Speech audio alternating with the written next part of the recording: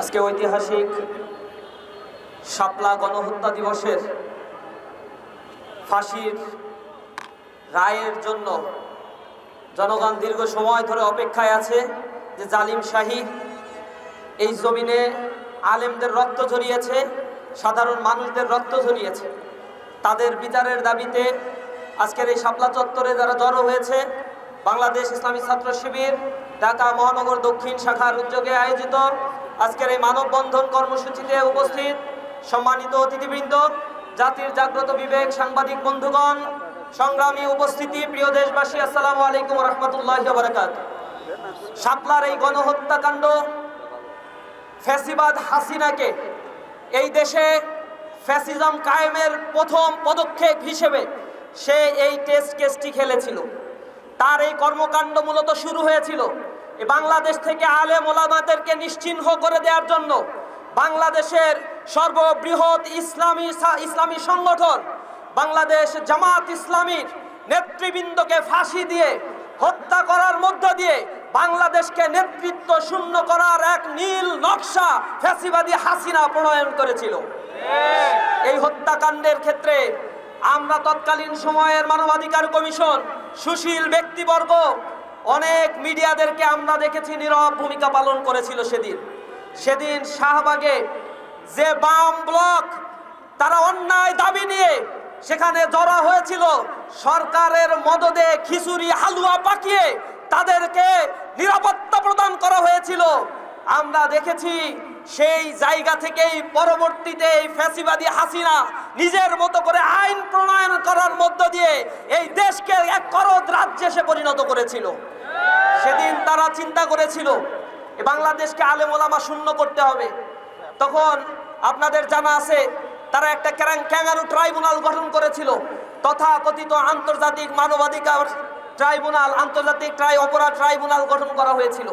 সেই অপরাধ ট্রাইব্যুনালে যাদেরকে বিচারক হিসেবে নিয়োগ দেওয়া হয়েছিল, নিজামুল হক অথবা ওবায়দুল হাসান অথবা যাদের চেয়ারম্যান করা হয়েছিল, তারা সবাই ছিল আওয়ামী দোসর, আওয়ামী লীগের নির্বাচিত একজন বিচারক, যারা তারা ঢাকা বিশ্ববিদ্যালয়ে পড়াকালীন সময়ে ছাত্রলীগের রাজনীতির সাথে জড়িত ছিল।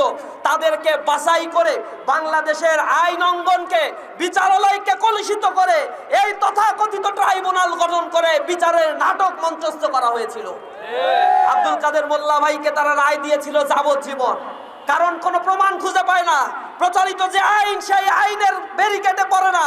তারা যখন এই বিচার করে সন্তুষ্ট হয় নাই, জনগণের রোষানলে পড়েছিল, তখন বামদের দ্বারা শাহবাগে তারা এক মব ক্রিয়েট করেছিল। এই স্বাধীন বাংলাদেশে প্রথম মবতন্ত্রের উৎপত্তি হয়েছিল এই শাহবাগে। আমরা সেদিন দেখেছিলাম এই শাহবাগে দাঁড়িয়ে তারা বলেছিল কোনো বিচার মানি না, ডাইরেক্ট ফাঁসি দিতে হবে। সেই ফাঁসির আবেদনের পরিপ্রেক্ষিতে সরকারের মদতপুষ্ট সকল মিডিয়াগুলোকে এখানে নিয়ে এসে ফুলে ফেপে বড় করে সেই ছোট্ট আন্দোলনকে দেখানো হয়েছিল। আমরা দেখেছি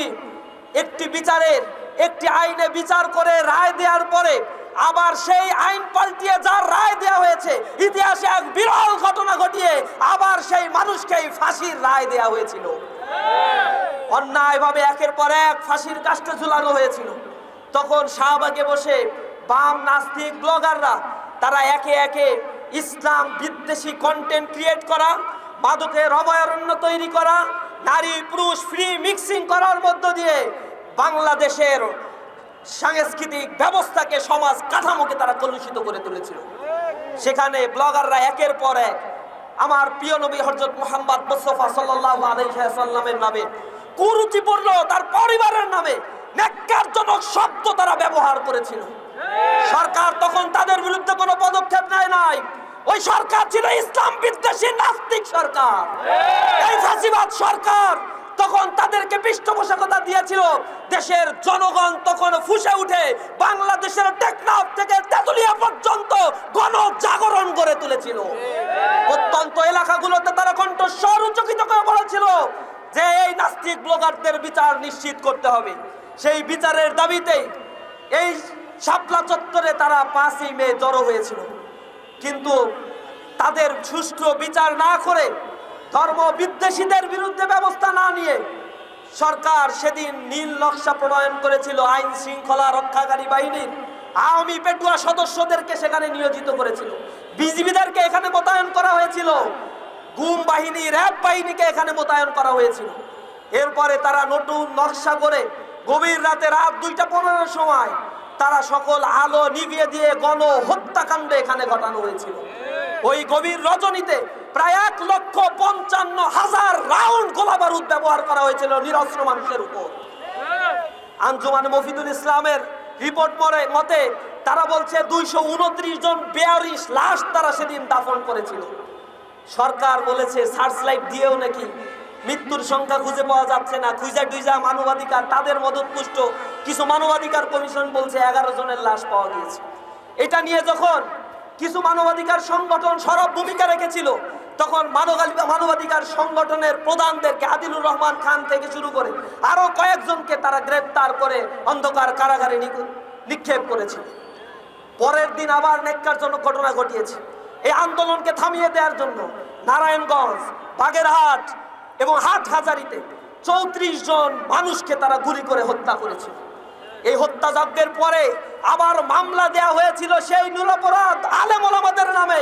88,000 মানুষকে সেদিন আসামি করে মামলা দায়ের করে গণগ্রেপ্তারের নাটক সাজানো হয়েছিল।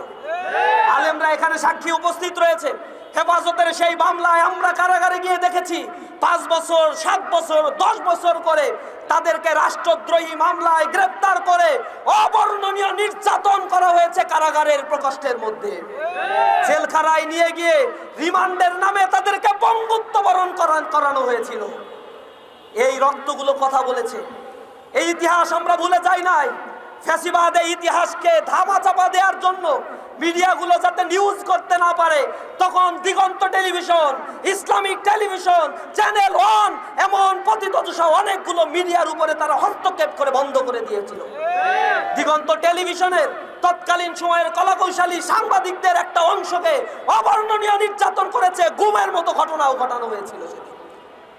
মিডিয়াগুলোকে করায়ত্ত করে হুমকি দেওয়া হয়েছিল যাতে নিউজ না করা হয়।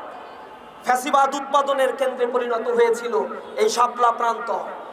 স্বচ্ছ রক্তের দাগগুলো এখনো আমরা ভুলি নাই। সেই রক্ত আমাদের দেখে দেখে এখনো কথা বলছে। শাপলার সেই রক্তের অভিশাপ জুলাইয়ের 24-এ এসে লেগেছে। তার আগুনে তারা নিক্ষিপ্ত হয়েছে, ফ্যাসিবাদ পতিত হয়েছে, তারা দিল্লিতে গিয়ে পালাতে বাধ্য হয়েছে। আমরা বলতে চাই, ইন্টিরিম গভর্নমেন্টের সময় আমরা এখানে দাঁড়িয়ে মানববন্ধন করে দাবি করেছিলাম, স্মারকলিপি দিয়েছিলাম, সরকারের দৃষ্টি আকর্ষণ করেছিলাম। আন্তর্জাতিক অপরাধ ট্রাইব্যুনালে তাদের মামলা দায়ের করা হয়েছিল। সেই মামলার ক্ষেত্রে আমরা ধীর গতি লক্ষ্য করছি। সরকার ইতিমধ্যে বলেছে জুলাইয়ের মধ্যে এই শাপলার গণহত্যার রায় তারা দিবে।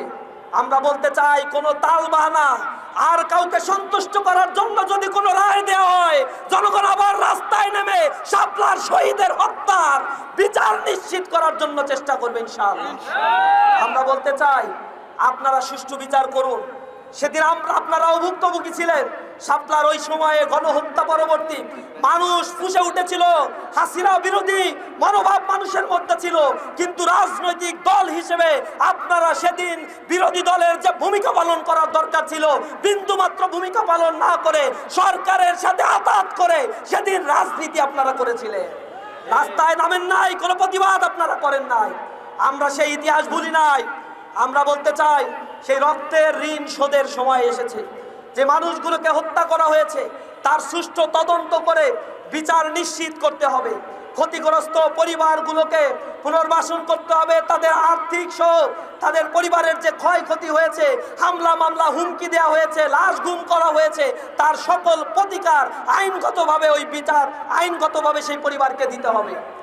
সর্বোপরি আমরা বলতে চাই, আমাদের এই বাংলাদেশে ইসলাম নিয়ে, ধর্মীয় অনুভূতি নিয়ে কেউ যাতে আর তালবাহানা করতে না পারে, আঘাত করতে না পারে, এজন্য অনতিবিলম্বে ব্লাসফেমি আইন বাস্তবায়নের জন্য সরকারকে অনুরোধ জানাই। নাস্তিকরা যারা রয়েছে তারা মূলত বলে তারা ধর্ম নিরপেক্ষ, কিন্তু তাদেরকে অন্য ধর্মের ব্যাপারে কোনো কথা বলতে দেখবেন না। তাদের মূল এজেন্ডাই হচ্ছে ইসলামকে ক্রিটিসাইজ করা, ইসলামকে হেয় প্রতিপন্ন করার জন্যই মূলত তারা এজেন্ডা বাস্তবায়ন করে থাকে। সুতরাং আমরা বলতে চাই, ইসলাম হচ্ছে সেই মানবতার ধর্ম, যে ধর্ম সাম্য আর মানবিক মর্যাদা মানুষকে শিক্ষা দেয়। সুতরাং এই ধর্ম নিয়ে যারা অনভিবেক চর্চাগুলো করে তাদের ব্যাপারে আমাদের কঠোর হতে হবে। বাংলাদেশ মুসলিম অধ্যুষিত একটি দেশ, এই দেশের জনগণের মধ্যে ইসলামী সেন্টিমেন্ট লালন করি আমরা। এদেশের জনগণ সকালে তাদের ঘুম ভাঙে মসজিদের ভাইকে আল্লাহ রাব্বুল আলামিনের নাম নিয়ে আজানের মাধ্যমে, আমরা আবার ঘুমাতে যাই আজানের শব্দে। সুতরাং এই বাংলাদেশে শাহজালাল, তিতুমির, শাহপরান, সৈয়দ আহমদ ব্রেলভির বাংলাদেশে কখনোই এই বাংলাদেশে নাস্তিক আর মুরতাদদের স্থান হবে না। নাস্তিকতার নামে এ দেশের জাতির মধ্যে বিভাজনের রাজনীতি আর মেনে নেওয়া হবে না। প্রত্যেকে তার ধর্ম স্বাধীনভাবে চর্চা করবে। যারা মুক্ত মনের চর্চা করতে চান তাদের মুক্ত মনের চর্চা অবশ্যই কাউকে আঘাত করে বা হেয় প্রতিপন্ন করে করা যাবে না।